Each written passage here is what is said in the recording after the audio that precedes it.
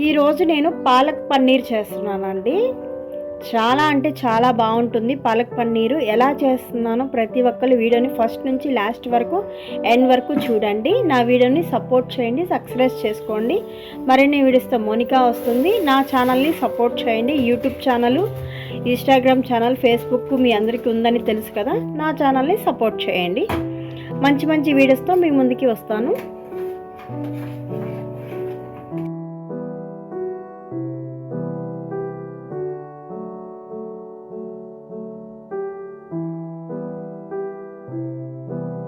పన్నీర్ ముక్కల్ని అయితే కట్ చేసేసుకున్నానండి. ఎంత బాగా వచ్చినాయి చూడండి, పీసెస్ చాలా బాగా వచ్చినాయి. పన్నీర్ కర్రీ అంటే చాలా ఇష్టం పిల్లలకి. ఎక్కువ నాన్ వెజ్ కంటే పన్నీరు ఇలాంటివి, ఎగ్ అని ఇలాంటివి పెట్టడం మంచిది.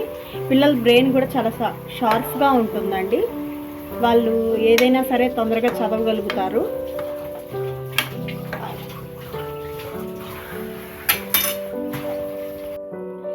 ఇప్పుడు పన్నీర్ అయితే వేయించుకొని పక్కన తీసుకున్నాం కదండి. దీనిలోనే ఇప్పుడు పాలకూర అన్నది వేయించుకోవాలి. కొంచెం మెత్తగా అవ్వాలి.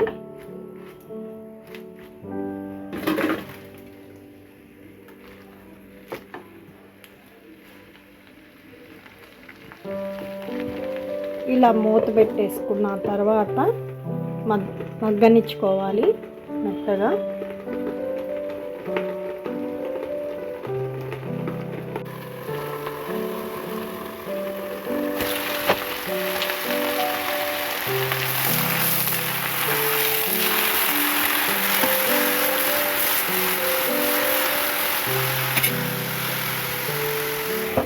పాలకూరనైతే మెత్తగా ఉడకని ఇచ్చేసామండి. ఇలా గ్రీన్గా ఉన్నప్పుడే తీసి మిక్సీలో వేసుకోవాలి. ఇప్పుడు మిక్సీ వేస్తున్నాను.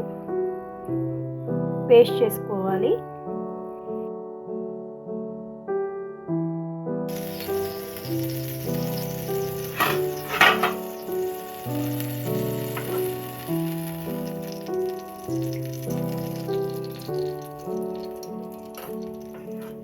కరెక్ట్గా టీ స్పూన్తో 4 స్పూన్ల ఆయిల్ అన్నది వేసుకున్నానండి. ఇప్పుడు బాగా హీట్ అయ్యింది. దీంట్లో ఉల్లిపందు కాడలు,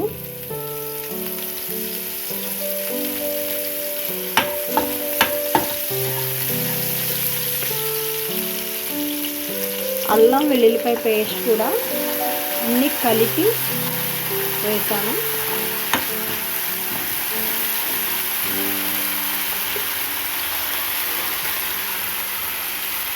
దీనిలో పన్నీరు, వేయించుకున్న పన్నీర్ని ఇలా పేస్ట్తో పాటు ఇలా తిప్పేసుకోవాలి.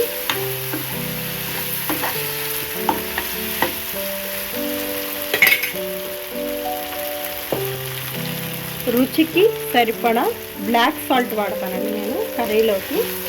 ఎక్కువ కారం కూడా అంత ఎక్కువ యూజ్ చేయను, చాలా తక్కువ. కారంని పచ్చిమిరపకాయ ఎక్కువ వాడతాను. ఎవరికైనా కారం కావాలి అనుకుంటే వేసుకోవచ్చు. ఇప్పుడు దీనిలో నేను పేస్ట్ పట్టుకున్నాను ఎక్కువ గరం మసాలాతో.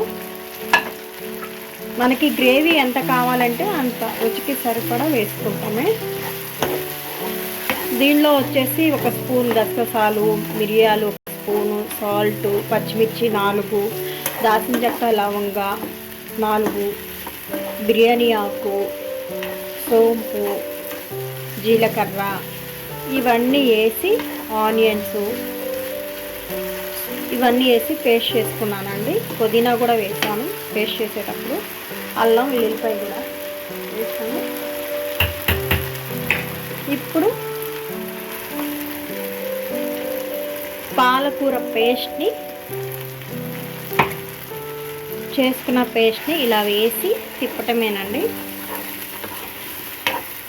ఇక గరం మసాలా అవేమీ వేయవసరం లేదు. ఆల్రెడీ అన్నీ వేసి పట్టుకున్నాం కదా, ఈ పేస్ట్లోనే ఉంటుంది.